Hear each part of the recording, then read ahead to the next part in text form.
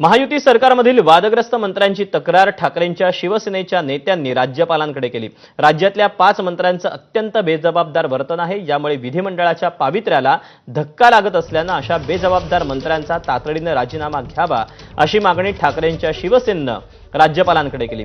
योगेश कदम, माणिकराव कोकाटे, संजय शिरसाट, संजय गायकवाड, संदीपान भुमरे यांची तक्रार राज्यपालांकडे केल्याचं सुषमा अंधारेंनी सांगितलं।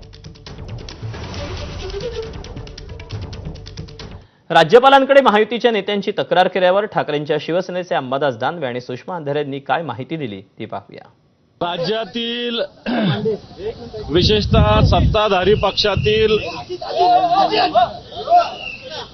कलंकित, भ्रष्टाचारी व असंवेदनशील मंत्री असतील, आमदार असतील, यांना ताबडतोब बडतर्फ केलं पाहिजे ही मागणी घेऊन महामहिम राज्यपाल महोदयाची भेट आज शिवसेनेच्या सगळ्या शिष्टमंडळाने घेतली।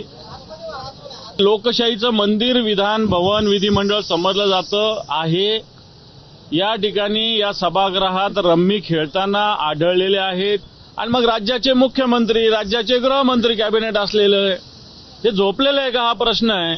आमचा राजीनामा क्रम जो प्रथम प्राधान्याने आहे तो आहे मंत्री योगेश कदम, मंत्री गिरीश महाजन, कारण हरिण ट्रॅप आणि या सगळ्या संदर्भात वारंवार त्यांचं नाव येतं, तर ते काय येतंय ते त्याचं स्पष्टीकरण अजून मिळत नाही। नेमकं काय त्याची चौकशी झाली पाहिजे, निष्पक्ष झाली पाहिजे।